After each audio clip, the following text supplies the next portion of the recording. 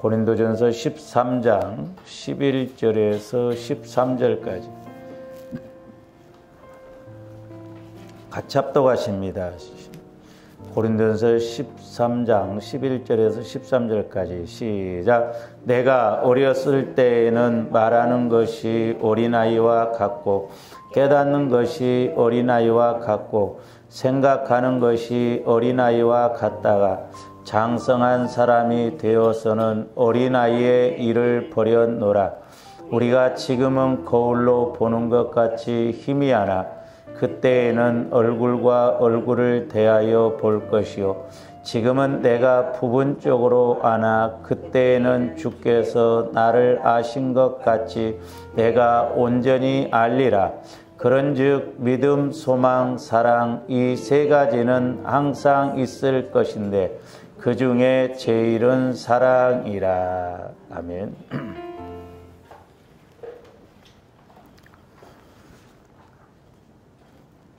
우리 신앙이 어린아이와 같은 신앙이 되면 안 됩니다.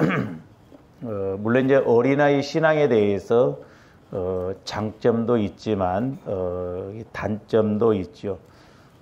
이제 어린아이 같이 순수한 그런 것에 대해서는 우리가 마음을 가져야 되겠지만 우리가 육신적으로 신앙생활하는 것은 어린아이와 같다라고 그랬습니다. 그래서 우리가 어린아이 신앙을 갖다 보면은 우리가 문제 해결받기가 어렵고 또한 주님의 뜻을 알아가기가 어렵다라고 하는 측면이죠. 그래서 오늘 11절 말씀에 보면 내가 어렸을 때는 말하는 것이 어린아이와 같고 깨닫는 것도 어린아이와 같다라고 그랬죠. 그 다음에 또 하나 우리가 이제 두 번째로 알아야 될 것이 뭐냐면 부분적으로 알아가지 말아야 됩니다. 이왕이면 우리가 하나님을 넓게 깊게 높게 길게 알아야 돼요. 에베소 3장에 보면 모든 지식에 넘치는 그리스도의 사랑을 알아 너비와 높이와 길이와 넓이가 어떠함을 깨달으라고 그랬죠. 그러니까 물론 이제 우리가 부분적으로도 알아야 되지만 거기에 멈춰 있으면 안 됩니다. 그래서 우리는 온전하게 이렇게 하나님을 알아가야 되는데 이제 결론적으로 오늘 13절에서 뭐라고 하냐면 믿음, 소망, 사랑 이 세 가지는 항상 있을 것인데 그랬죠. 그래서 우리 신앙이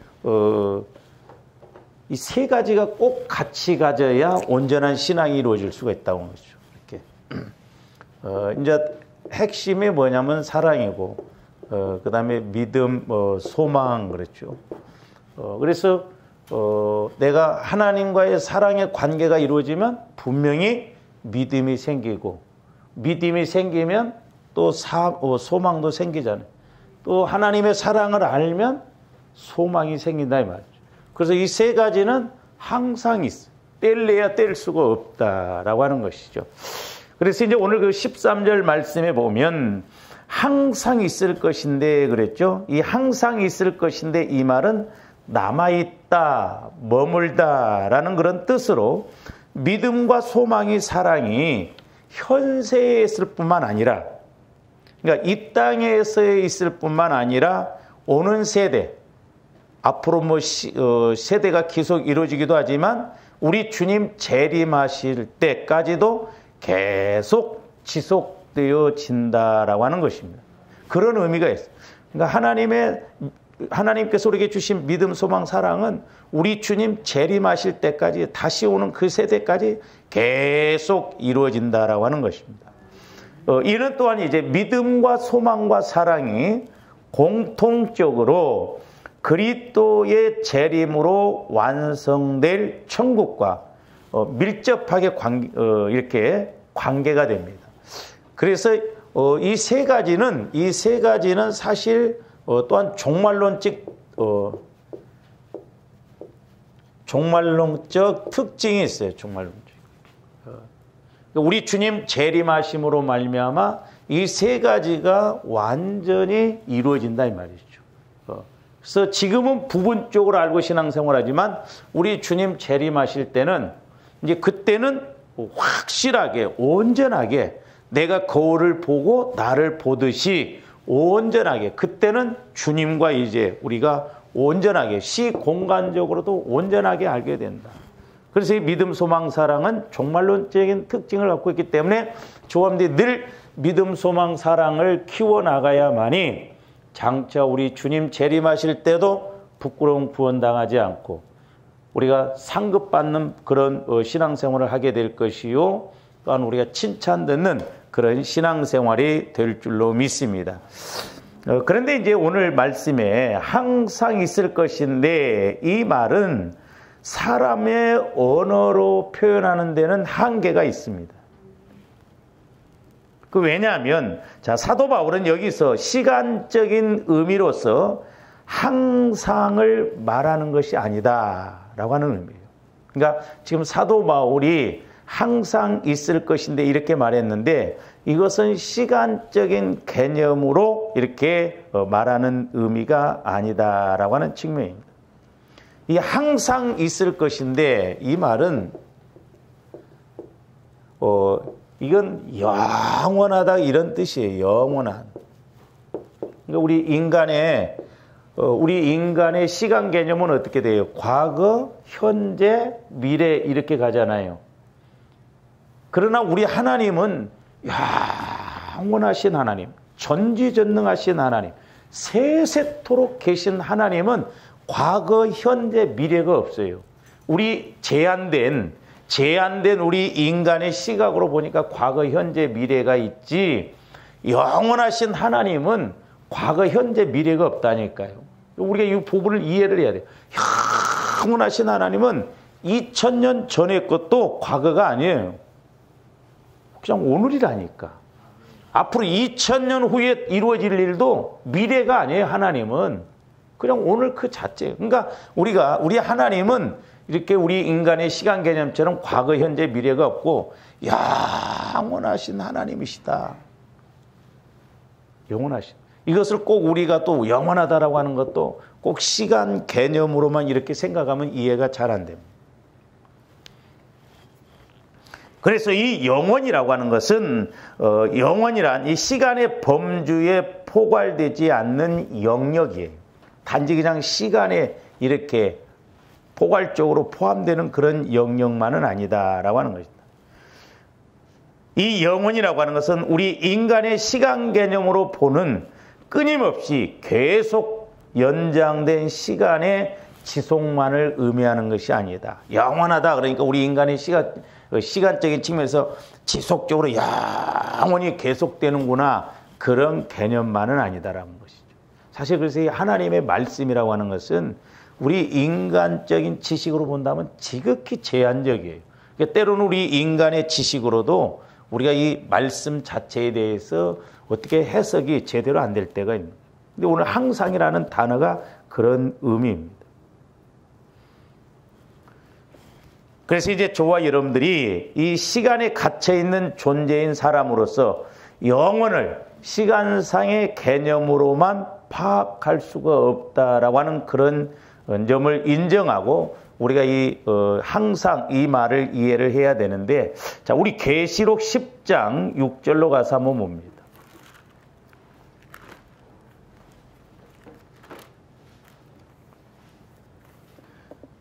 항상 있을 것인데, 이 말과 계시록 10장 6절 말씀에 있는, 자, 세세토록 살아계신, 그랬죠? 세세토록 살아계신 이 말이 항상과 좀 그런 의미, 영원과 같은 의미인데, 거기 보면 뭐라고 그랬어요? 세세토록 살아계신 이 곧 하늘과 그 가운데 있는 물건이며 땅과 그 가운데 있는 물건이며 바다와 그 가운데 있는 물건을 창조하신 이를 가리켜 그랬죠? 그러니까 창조하신 하나님에게만 적용되는 하나님의 영역이 뭐냐면 영원이에요. 세세토록이다 이 말이죠. 그러니까 우리 하나님은 영원토록 세세토록 계셔서 그 모든 우주 만물을 창조하시고 다스리신다 이 말입니다. 그런 측면에서 우리가 이제 생각해야지, 그냥 우리 인간적인 측면에서 하나님은 영원하신 하나님, 우리가 어떤 시간 개념으로서 그 시간이 계속 지속적으로 이렇게만 가는 하나님이 아니라, 하나님은 영원하신 하나님으로서 우주 만물을 창조하신다 이 말이에요. 창조하신 그 하나님이에요. 그래서 이 항상 있을 것인데 이 말의 개념은 창조주 하나님에게만 이렇게 적용되어지는 단어다라고 하는 것을 알아야 됩니다. 그래서 우리가 조금 이해하기가 어렵습니다만은 이런 의미에서 영원은 어떻게 보면 시간과 반대되는 개념이에요. 시간과 반대. 우리 하나님은 영원하다니까요. 과거, 현재, 미래. 그러니까 우리 인간의 지식, 우리 인간의 시간으로 자꾸 영혼을 이렇게 수직적인 측면에서 이렇게 생각하니까 그렇지 그런 개념이 아니다. 우리 하나님은 영원 세세토록 계시는 그러니까 우리 인간의 어떤 시간과는 반대가 된다. 이해가 잘 안 되죠? 이해가 잘 안 돼. 이게 이제 성령의 은혜를 통해서 조금, 그러니까 저도 이런 개념이 잘 이해가 안 돼. 근데, 영원하신 하나님은 그 자체가, 사실 우리 하나님은 영원하신 하나님이기 때문에 우리처럼 시간 개념이 없으시다니까요. 영원하신 하나님. 그 하나님 스스로 계셔서 세세토록 주장하시는 하나님. 그러니까 좁은 우리 인간의 시간 개념으로 영혼을 해석을 하니까 이해가 잘 안 돼요. 이제 조금 성령의 인도를 받으면 이런 부분이 조금 그런가 보다 이렇게 이제 좀 이해가 될 수가 있는 것이죠. 그래서 이제 한편 이 믿음과 소망과 사랑은 모두 종말론적인 그런 특징을 지니고 있는데 이제 사도 바울은 이 셋 중에서 왜 유독 사랑이 제일이라고 했는가? 항상 있는 믿음, 소망, 이 사랑 가운데 왜 사랑이 제일이라고 했는가? 그래서 오늘 그 13절 말씀에 그 중에 제일은 사랑이라 그랬는데 이 제일이라고 하는 것은 다른 말로 말하면 제일 위대한 것 그 말이에요. 제일이라는 뜻은 제일 위대하다 이 말이에요. 가장 위대하다 이 말이에요. 가장 위대. 다른 말로 말하면 가장 위대하다. 그러니까 믿음, 소망, 사랑은 항상 있지만 그 중에 가장 위대한 것이 뭐냐? 사랑이다. 가장 위대한.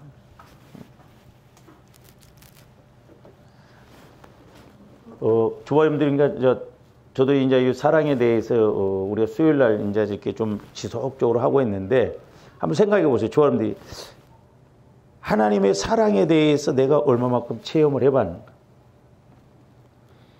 그 사랑도 우리가 사랑 하는데 우리가 말은 그냥 사랑이라고 하는데 그건 우리 인간적인 지식적인 그런 사랑과 개념이 달라요.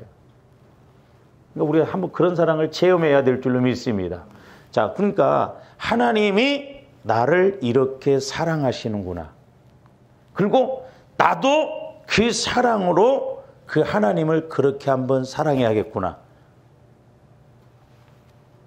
뒤에 가서 말씀을 드리겠습니다만은 저와 여러분들이 하나님에 대해서 믿는 게 뭐예요? 우리는 말씀으로 하나님을 믿는 것이잖아요. 하나님을 믿는 거예요. 하나님을.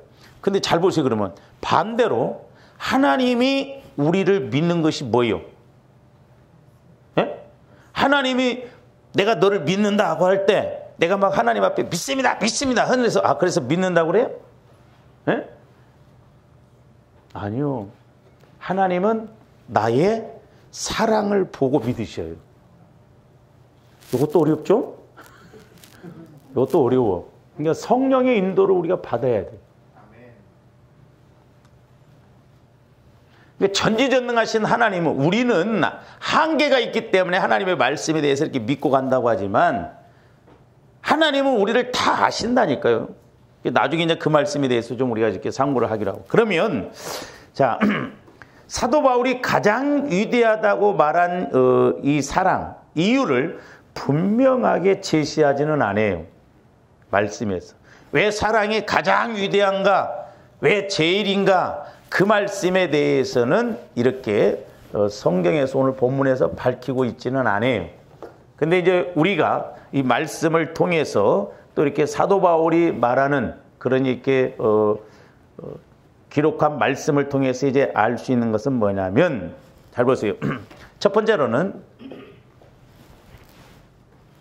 이 사랑이라고 하는 것은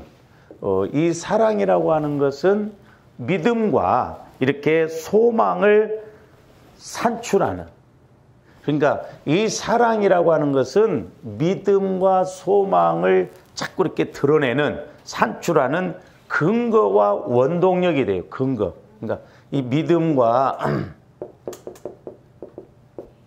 소망을 자꾸 크게 만드는 게, 산출하는 근거가 되고 원동력이 된다 이 말이에요.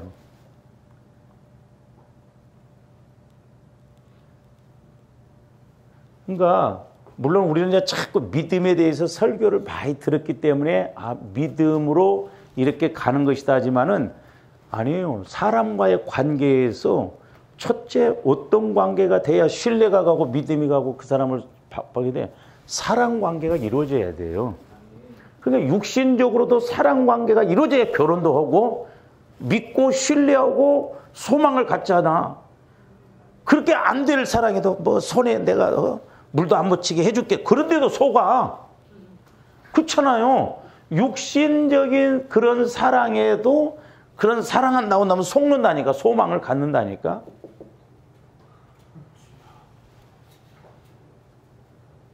제가 이제 목회를 하면서 기도하면서 우리가 요한복음 15장에 보면 너희가 내 안에 내가 내 안에 믿음을 가져야 되죠. 근데 우리가 그 믿음 통해서 자꾸 사랑을 알아야 우리 믿음이 더 든든해지고 커지고 보배로운 믿음을 갖게 되고 소망을 갖게 된다. 어떻게 보면 마귀 새끼는 하나님 사랑에 대해서 철저하게 모르게 하는구나. 이 사랑의 핵심인데, 사랑이 가장 중요한 것인데 이 사랑을 모르게. 사랑. 근데 사랑은 해봐야 알잖아요. 그렇잖아요. 말로 되는 게 아니에요. 내가 하나님을 사랑하고 하나님도 나를 사랑하구나. 이 관계가 이루어져야 하나님 사랑은 아가페 사랑이구나. 이래서 사랑이구나. 뭐든지 하나님 말씀은 실제가 돼야 된다니까요. 실제예요. 실제.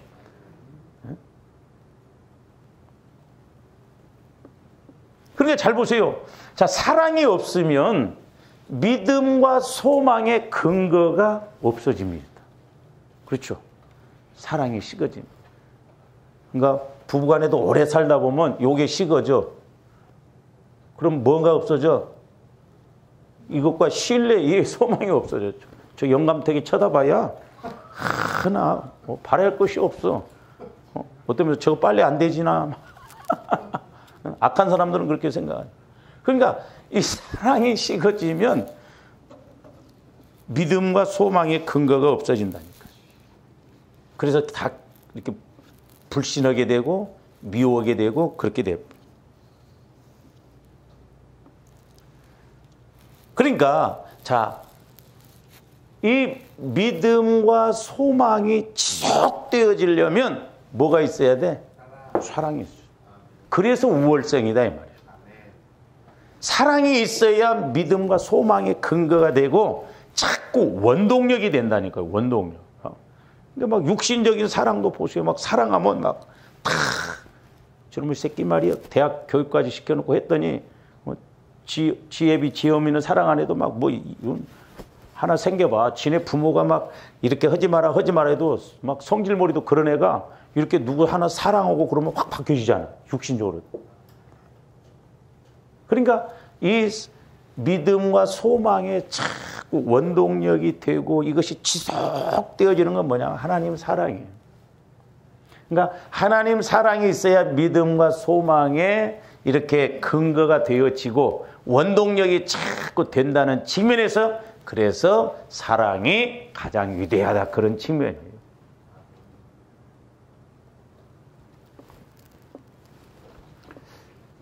이제 쉽게 말하면 참 이제 우리가 자동차도 보면 그 CC가 있잖아요.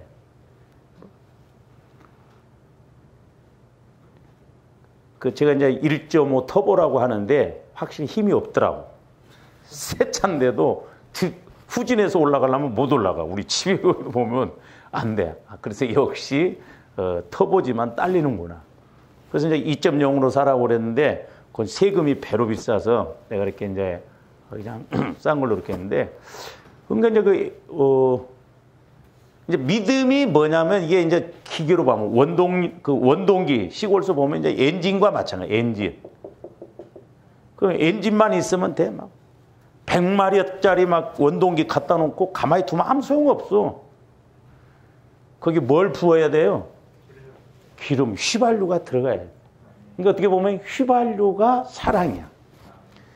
그러니까 그 휘발유가 들어가서 휘발유가 탁 타질 때 100마력짜리라고 하면 100마력짜리 힘이 나오잖아요. 100마력짜리. 왜? 그만큼 휘발유, 기름이 들어가서 움직여주니까, 태워지니까, 가동시켜주니까 100마력짜리가 100마력짜리 힘을 막 발휘한다 이 말이에요. 그러면 100마력짜리 힘을 발휘하면 그만큼 끌고 가는, 움직이는 힘이, 능력이 있죠. 그게 소망이에요. 그래서 믿음, 소망이, 사랑은 항상 있어야 돼요. 같이 가야 돼요. 우리가 사람과의 관계에서도 그렇잖아요. 이 세 가지가 같이 가. 그러나 아무리 원동기가 커도 기름 없으면 아무 소용없어. 못 움직여. 그렇잖아요. 그런 측면에서 기계도 중요하지만 이 사랑, 원료가 있어야 된다라는 거지. 사랑. 그러니까 이 사랑은 우리 힘을 키우는, 믿음을, 물론 말씀은 들음에서 나고 들음은 그리스도의 말씀인데, 원동력, 그 힘을, 믿음을 확 키우고 말씀이 말씀되게 하는 것이 결국 사랑이에요. 사랑. 그래서 조원들이 이 사랑을 알아야 될 줄로 믿습니다. 근데 이제 조원들이 참, 저도 마찬가지지만 저도 요즘 고민이 뭐냐면, 왜 우리는 이렇게 신앙생활을 어렵게 하는가? 왜 그리고 우리는 이렇게 어렵게 풀어가는가, 뭘. 근데 하나님은 그렇게 하시지 않아요. 알면 간단한데 이건 영적인 문제라 마귀가 철저하게 우리를 공격합니다. 그래서 저와 여러분들이 믿음, 소망, 사랑을 키울 수 있는 내 마음을 자꾸 바꿔나가야 될 줄로 믿습니다. 내가 안 바꿔지면 천합수도 안 되더라고요. 성령께서 뭐냐면 아무리 소를 끄집어다가 물가에다 놔도 소가 물 안 먹으면 소용이 없다는 거죠. 조합들이 믿음이 키워져야 돼요. 믿음이. 그래서 조합들이 중단 없이 지치지 말고, 나는 솔직히 말해서 개인적으로 조아름들과 우리 교회가 어떤 신앙의 마지노선이 올까봐 걱정이에요. 어떤 때는. 왜? 내가 너희들한테 줄 만큼 줬다. 이제는 공의로 들어간다고 하면 안 되잖아요. 끊임없이 우리가 응답받고 해결받고 축복받는 그날까지 저와 여러분들을 자꾸 변화시켜 나가야 될 줄로 믿습니다. 그러지는 않겠지만 혹시라도 이번 이제 송구영신 예배 때 이제 좀 기도를 하도록 그러는데 여러분들이 혹시 모르겠어요. 어지간해서는 책만 기도 안 하는데 책만 기도 나와도 야, 하나님 나를 이렇게 사랑하시는 거구나. 에? 그렇게 생각하시고 들으셔요.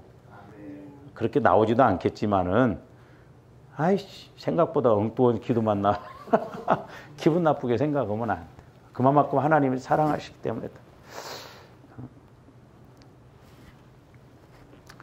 그 다음에 이제 두 번째로는 잘 보세요. 믿음과 소망은 누구를 위한 것이요? 나를 위한 것이죠.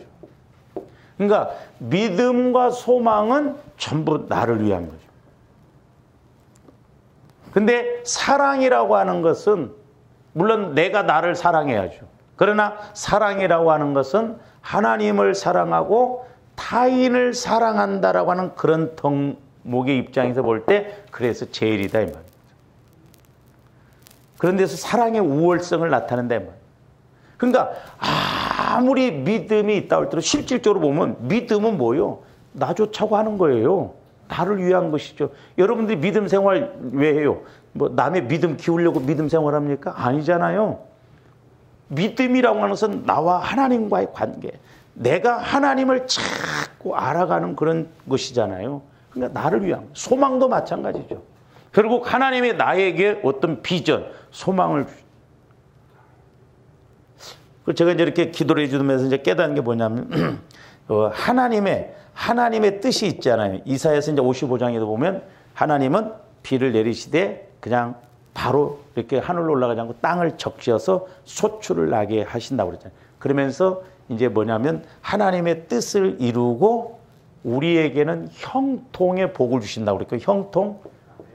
근데 이제 중요한 게 뭐냐면 하나님의 뜻이 뭐냐면 나에게 있어서는 뭐냐면 비전이에요. 비전. 우리가 이걸 잘 알아야 되겠다. 그러니까 하나님의 뜻이 나로서는 비전이라니까요. 그래서 내가 하나님 뜻을 이루고 나가면 나에게는 뭐가 와요? 형통이 오겠다. 그러니까 마귀가 이런 것도 자꾸 막는다 이 말이죠. 그러니까 하나님 뜻이 뭔가? 지금 하나님이 원하시는 것이 뭔가? 그래서 조함들이 이제 나를 향한 내가 주어가 되면 안 돼요. 나를 빼고 먼저 하나님 뜻이 무엇인가에 해서 내가 지금 돈이 하나도 없는데 너 부산 가. 그러면 우리는 부산을 가려고 애를 써야 돼요. 근데 이제 보통 나를 향한 하나님 뜻이 뭔가 그렇게 생각하면 사람들이 하나님께서 부산 가. 그럼 하나님 택시 보내주세요. 하나님 차비 주세요. 내가 중심이 된다 이 말.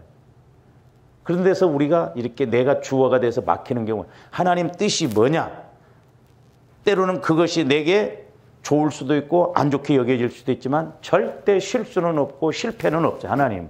그러니까 그게 비전이에요. 비전. 나에게 있어서. 그래서 내가 그 하나님의 비전, 하나님의 뜻을 이룰 때 분명히 하나님의 뜻을 이루어드리고 나에게는 형통의 복이 와지는다. 그래서 주어름들이 어떻게 보면 한 번에 잡는 게 뭐냐? 하나님의 뜻을 알고 가는 것이 형통의 복을 받는 지름길이에요. 그렇잖아요.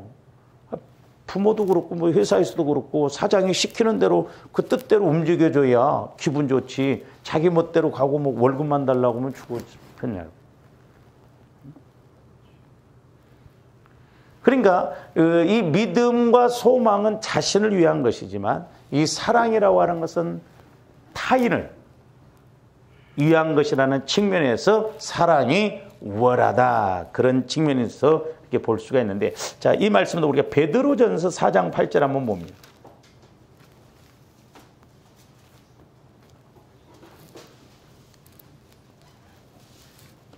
무엇보다도 뜨겁게 서로 사랑할지니 사랑은 허다한 죄를 덮느니라. 허다한 죄를 덮느니라. 그렇게 말하고 허다한 죄를 덮느니라. 허다한 죄를 사랑은. 그러니까 내가 하나님 사랑을 입으면 원수도 허다한 죄도 덮는다. 그게 사랑의 우월성이에요. 믿음으로 허다한 죄를 덮는다. 그렇게 말 안 했어. 그러니까 보세요. 믿음 좋다고 하면서도 남 꼴을 못 보는 사람도 있습니다. 잡아먹으려고. 율법적으로. 그러니까 이스라엘 백성들, 서기관들이 이 사랑을 몰랐던 거예요. 율법적으로. 그래서 예수를 십자가에 죽이잖아요. 그러니까 조아름들이 믿음이 있다고 한다면 꼭 뭐 또 따라와야 돼요? 사랑도 따라와야 돼요. 사랑. 사랑이 같이 가져야 된다. 왜? 허다한 죄를 덮. 저도 기도하면서 깨닫는 게 뭐냐면 조함들이 하나님 앞에 가서 뭐 이렇게 상대적으로 하고 그런 것은 하나님이 말씀 안 하셔. 왜? 누구나 하니까. 네가 얼마만큼 내 사랑을 가지고 네가 할 수 없는데 내 사랑을 가지고 행했느냐. 진짜 네가 힘든 가운데서도 내 사랑을 가지고 사랑했느냐. 네가 도저히 용서할 수 없는데 내 사랑을 가지고 용서해 줬느냐. 그게 양과 염소의 비유, 심판이에요.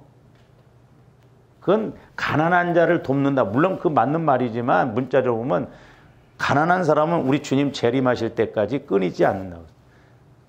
그리고 우리가 어떻게 가난한 사람들을 다 돕습니까? 못 도와요. 문제는 뭐냐면 네가 얼마만큼 내 사랑을 가지고 했느냐 그거예요. 사랑 심판이에요. 사랑 심판. 그러므로 조아름들이 믿음, 소망 이걸 갖는 것도 중요하지만 우리는 이 사랑을 깊이 알아가야 될 줄로 믿습니다. 그래서 자꾸 내 믿음이 더 믿음게 되고 힘이 있어지고 원동력이 되고 또 남도 이렇게 그 사랑으로 덮고 나갈 수 있는 그런 믿음이 되시기를 주님의 이름으로 축원을 드립니다. 그 다음에 이제 세 번째로는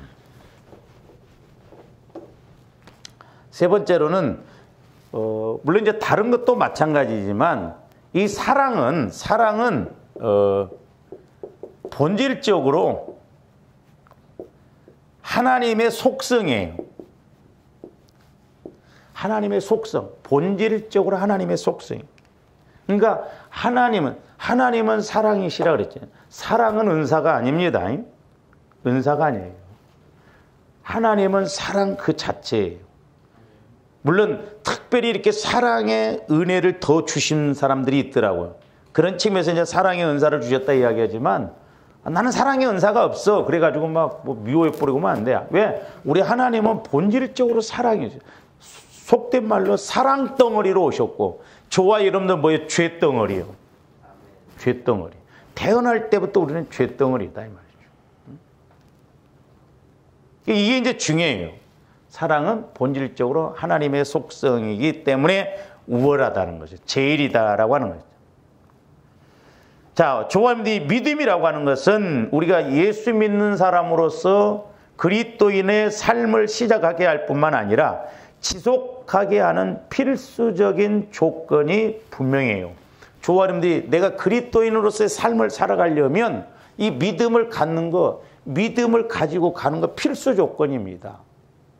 그래야 우리가 끝까지 또 믿음으로 가야 돼요. 그럼에도 불구하고 그것 자체는 하나님의 본질적 속성이 될 수는 없어요. 이 믿음이 하나님은 자체가 하나님이시라니까. 그러니까 본질적으로는 우리 하나님이 믿음의 속성이 아니에요. 그 자체가.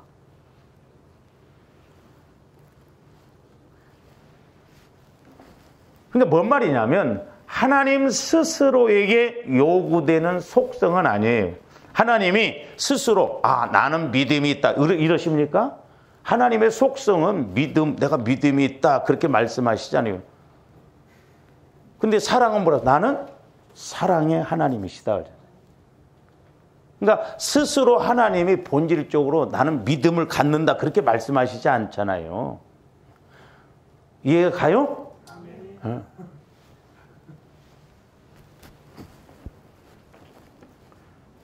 이러한 점은 소망에도 동일하게 적용됩니다. 자, 우리의 소망이 하나님의 영원하심과 하나님의 주권을 인정하는 것이라 할지라도 하나님이 스스로 소망하지는 않아요. 하나님이 본질적으로 스스로 나는 소망을 가져야겠다 이렇게 안 한다니까요. 나는 믿음을 가져야겠다 그렇게 말하지 않아요. 왜? 이건 우리에게 주신 은혜이기 때문에. 그러나 우리는 하나님을 믿음에 있어서 이렇게 믿음을 갖게 되고 또 소망을 갖게 되고 그렇잖아요. 그러니까 믿음이나 소망은 이렇게 스스로 하나님이 가지시는 것이 아니에요.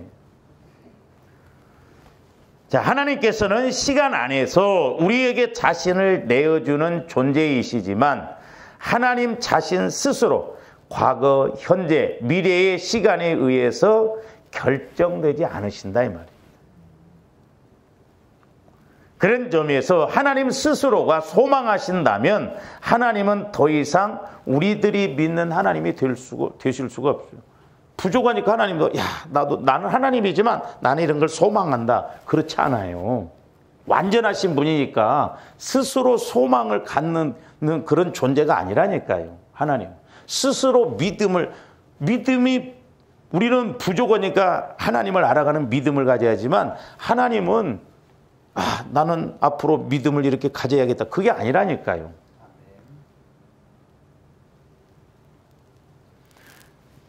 그러나 하나님은 사랑이셔. 하나님은 속성 자체가 사랑이다 이 말이에요. 그 하나님이 우리를 사랑하시기 때문에 우리가 하나님을 의지하고 가는 거예요. 할렐루야.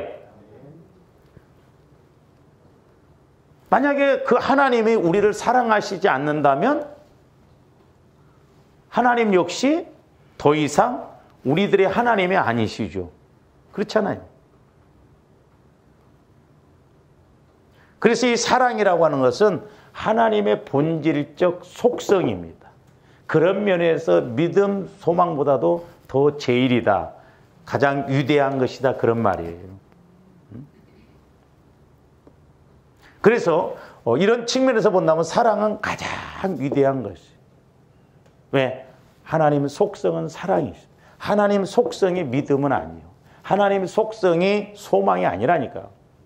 이건 뭔가 부족한 저와 여러분들이 가져야 할 것이에요. 우리 하나님은 속성 자체가 뭐 스스로 계신 분이기 때문에 믿음을 갖고 소망을 갖고 그런 하나님이 아니라니까요. 그러나 영원하심에도 불구하고 그 속성은 뭘 갖고 계세요? 사랑을 갖고 계신다 이 말이죠. 그래서 우리를 그렇게 사랑하시기 때문에 우리가 그 하나님을 믿고 나갈 때 우리도 그 사랑의 은혜를 체험할 수 있다. 그래서 이제 사람들이 그 사랑을 아니까 순교도 그래서 하는 거예요. 순교도. 자, 갈라디아서 5장 5절에서 6절로도 한번 봅니다.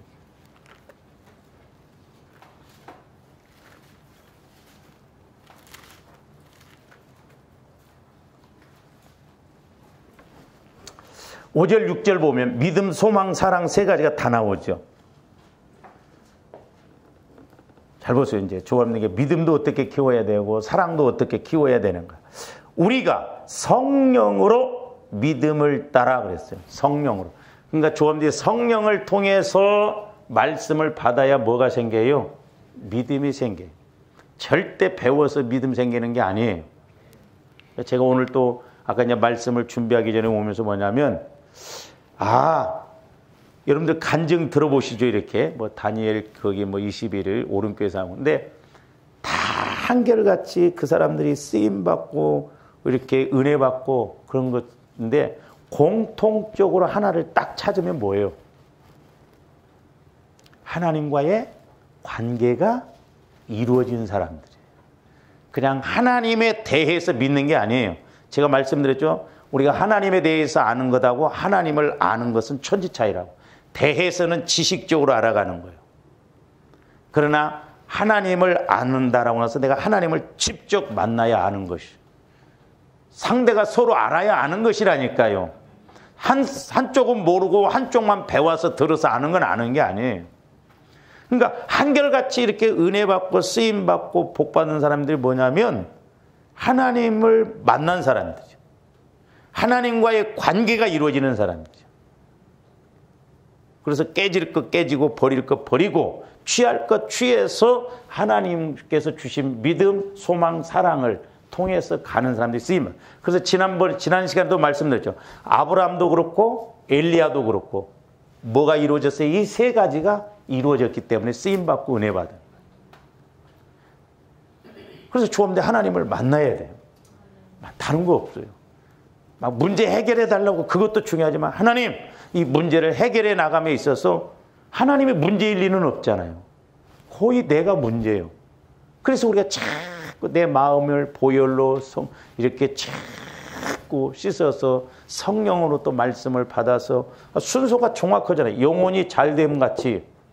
그러니까 정확하게 간다고 한다면 무너지지 않는 은혜를 받아야 된다고 한다면 영혼이 자꾸 잘 되면 범사가 잘 된다. 왜? 내가 영혼이 잘 되면 말씀을 받기 때문에. 그러니까 내가 하나님과의 관계가 자꾸 이루어져요.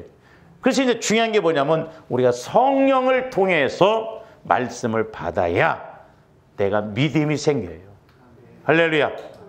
그러니까 들어서는 예를 들어서 제가 오늘 뭐 막 성령을 통해서 말씀을 막 이렇게 받아서 깨달아서 설교를 해도 여러분들이 귀로만 들으면 아무런 의미 없어요. 그러나 여러분들이 그렇게 안 된다 할지라도 내가 기도하면서 한마디라도 깨달으면 그게 힘이요. 그게 믿음이 된다니까요. 그래서 우리가 성령을 통해서 말씀을 자꾸 받아야 돼요. 그래서 성령과의 관계가 무너지면 안 됩니다. 지금 우리 한국교회가 성령 없이 자꾸 이렇게 신앙생활을 하고 그런데 그 위험이에요. 미국의 위기가 뭐냐면요. 예수 못 만나고도 교회가 부흥되는 것 때문에 문제랍니다. 예수 없이도 부흥이 된대요. 왜? 그래서 교회사 쪽으로 보면 말세지 말에는 두 부류의 교회가 부흥되는데 인본주의적으로 목회를 해도 부흥이 된다는. 어떤 면에서는 인본주의로 목회할 때가 더 쏙쏙 들어오고 재밌습니다. 왜? 서로 감정, 지식이 서로 같기 때문에. 그래서 미국 교회가 지금 위기에 처해졌는데 예수가 없어도 부흥이 된다는 거예요. 문제잖아요. 예수가 없어도 부흥된단 말이에요. 오늘도 마찬가지예요. 예수가 없어도 신앙생활 한다고 한다 이 말이고 위험스러운 거다 이 말이죠. 좋아하는데 꼭 성령의 인도를 받아야 돼요. 할렐루야. 내가 성령과의 관계가 이루어져요. 근데 우리 한국에서는 성령의 인도를 받으려고 하면 좀 뭐 신사도 운동한다. 잘못된다. 이렇게. 속된 말로요. 조금씩 성령의 인도를 못 받으면 제가 목회를 해봐도 우리 성도들을 보더라도 성령의 인도를 못 받고 신앙생활 팔짝 뛸 일이라니까 진짜. 팔짝 뛸 일이에요. 성령의 인도 없이 자기 나름대로 뭐 이렇게 가는 게 아니에요. 우리가 어찌하든가 성령의 인도를 받도록 애를 써야 돼요. 그래서 우리가 성령으로 믿음을 따라 그러면서 의의 소망을 기다리는 의의 소망. 그러니까 성령을 따라. 그러니까 여기 안에 뭐가 들어가야 돼요? 성령 하나님이 들어야 돼요. 그러니까 성령을 따라 믿음이 오면 그게 내 안에 소망이 생긴데 그건 내가 뭐 잘 되겠지 이게 아니에요. 성령을 따라 믿음이 와지면 확실하게 귀로 들은 바요 눈으로 본 바요 손으로 만진 바 된 것처럼 엘리야가 큰 빗소리를 듣고 믿음을 가지고 소망을 가지면서 기도한다면 그건 엘리야의 소망이 아니요 하나님이 주시는 소망이기 때문에 의롭다 이 말이요. 그러니까 조함들이 말씀을 받고 가면 확실한 소망이기 때문에 눈에 보이지 않고 손에 잡힌 것보다도 담대할 수 있다니까요. 왜? 그건 내 소망이 아니요 하나님이 주신 소망이요. 그러니까 우리가 자꾸 뭐 신년도 되면 내 소망, 물론 우리가 그런 것도 가져야 되겠지만 우리는 말씀 안에서 소망을 갖는 좀 확실한 걸 붙잡아야 될 줄로 믿습니다. 할렐루야. 응? 속지 말고 진짜 하나님이 주시는 소망, 그게 비전이요. 그러면 하나님도 좋으시고 나도 좋고 분명히 그걸 붙잡고 가면 하나님이 일을 하신다 이 말이죠. 근데 그것이 아니라 욕심으로 마귀가 주는 것. 내년에는 좀 막 집 한 채 샀으면 좋겠다. 막. 내년에는 집이 2채 됐으면 좋겠다. 막. 연봉이 좀 올랐으면 좋겠다. 그러니까 자꾸 우리가 육신적인 측면에서 소망을 갖는다. 그래서 제가 우리가 그런 데 속지 말자 말이었어요. 그래서 내년에는 이제 1월 1일이 수요일인데 우리가 1월 1일 날 막 가잖아요. 이제 기도원도. 근데 가서 그냥 한번 예배 드리고 와버리니까 바깥만 들어가고 별로 의미도 없어. 그래서 차라리 우리가 교회에서 예배 드리고 좀 실제적으로 좀 만나고 그래야지 막 하나님이 뭐 송구영신 예배 막 12시에 예배 드린다. 아이고 잠도 못 자고 애쓴다. 아무 소용없더라고. 근데 우리는 그런데 어떤 프로그램 이런데 너무 익숙해져가지고 그렇게 하면 그냥 한 해를 또 마무리하고 또 새해를 맞는구나 그렇게 생각한다. 그러니까 제가 조금이나마 해보니까 다른 것이 중요한 게 아니라 막 우리가 내가 하나님을 만나고 믿는 것, 내가 하나님을 만나면서 기도하는 것, 할렐루야. 내가 하나님의 음성을 들어가면서 하나님의 말씀을 깨달아가면서 신앙생활, 그게 중요하더라 이 말이죠. 그래서 제가 옛날에 세미나 저도 많이 다녔는데 꼭 세미나 가면 만나는 목사님들 또 만납니다. 근데 어느 날 제가 기도하는데 성령께서 뭘 비유로 보여주시냐면 큰 저수지에 갔는데 내가 물을 길러서 갖고 올 수 있는 것은 2바켓밖에 못 갖고 오더라고요. 양동에. 아무리 물이 많아도 내가 들고 올 수 있는 건 2바켓밖에 안 돼요. 한계가 있더라고요. 근데 내가 샘을 파니까 내가 샘을 파면 물이 조금씩 쫄쫄쫄쫄 흐른데도 계속 흘러들어가니까 그게 중요하더라고. 그게 중요해. 저수지 같은 물 막 은혜 받아서 막 그렇게 막 그곳에 막 은혜가 있는데 갖고 올 수 있는 건 한계가 있어. 근데 내가 팔면, 조금씩이라도 내가 팔면 그게 힘이 되고, 또 결국 그런 사람이 나중에 세미나 하더라고. 그러니까 조화 이름들이 그냥 쫙쫙 나오는 거요. 네? 나오는 거예요. 되든 안 되든 막. 그럼 나중에 하나님도 딜레마에 빠질 거예요. 저 안 줬다가는 큰일 나겠다. 중심을 보고. 그러니까 나도 여러분들이 은혜를 받든 예배 시간에 빠지면 성질 난다니까. 여러분들 예배 빠지면 성질 나.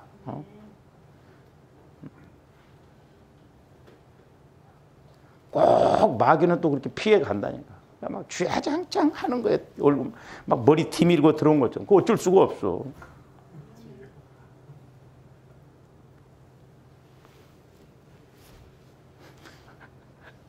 우리 지방의 목사님 한 분이 그 장애인 이제 시설을 옮겨야 되는데 이렇게 장애인이고 그러니까 내가 막무가내요. 막 들이대고 막 국회의원한테도 반말해버리고 막 어떻게 그러냐고. 근데 이제 위원장이고. 근데 보니까 그렇게라도 하니까 그렇게 귀찮게 하고 막 쫓아다니면서 막 달라들고 그러니까 어쩔 수 없이 그렇게 잘해주더만. 육신적으로도 그러는데 하나님은 우리 예수님도 말했잖아요. 불의한 재판관 앞에 가서 날마다 물론 거기에 끈질긴 것인데 중요한 건 뭐냐면 믿음을 갖고 끈질긴 게 돼요. 믿음을 갖고. 그러니까 조합들이 믿음을 갖고 말씀 받아서 그런 부분으로 이렇게 나가야 될 줄로 믿습니다. 할렐루야.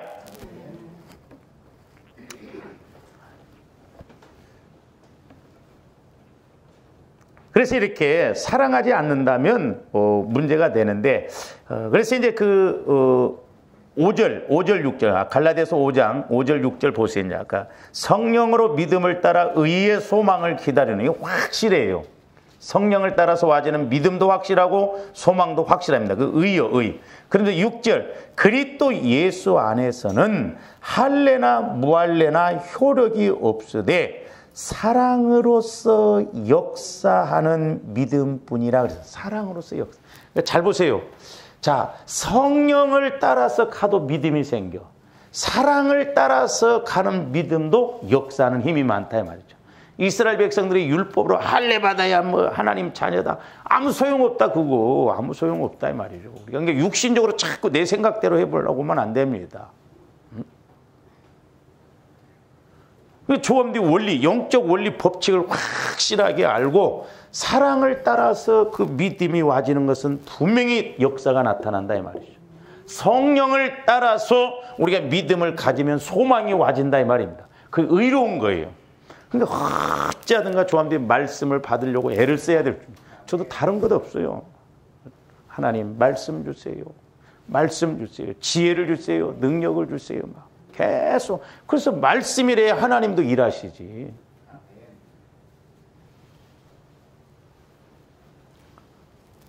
그래서 이런 의미에서 사랑은 가장 위대한 것이다. 그래서 하나님의 속성이 사랑이기 때문에 그러니까 이제 조원들이 뭐라고 할까요? 우리 머리를 하나님 사랑에다가 푹 집어넣고 오면 다른 거 안 묻어갖고 와도 사랑은 묻어갖고 그러니까 하나님이 우리에게 이런 사랑을 주시기를 원하는데 우리는 그냥 헛박지기만 하니까 문제더라고. 그러니까 뭔가 좀 들어가서 그렇네, 그렇네 하면서 자꾸 체험이 있어야 될 줄로 믿습니다. 참 길이 있는데도 그 길로 못 가고 은혜를 우리에게 쏟아 부어주시는데 그것을 다 피해가는 이것이 진짜 기적이요. 하나님이 보실 때 얼마나 애가 타요. 굴러가도 엎어가도 넘어져도 만날 수밖에 없는 분이 예수님이고 하나님인데 어쩌면 그렇게 우리가 애를 쓴다고 해도 안 되냐 이 말이요. 그건 뭐예요? 마귀가 철저하게 바리케이트를 쳐서 하나님 모르는 쪽. 그래서 나중에 우리 하나님 앞에 섰을 때 심판이 크다 이 말입니다. 왜? 완벽한 세트로 완전한 세트로 우리에게 주셨는데 몰랐다? 그 말이 안 된다 이 말이에요. 그래서 조함들이 믿음, 소망, 사랑 이 세 가지를 확실하게 알고 그중에 사랑이라고 하는데 왜 사랑이 이렇게 제일인가? 가장 위대한가? 오늘은 이 세 가지만 좀 말씀을 드렸습니다. 기도하시죠. 사랑의 주님, 감사를 드립니다.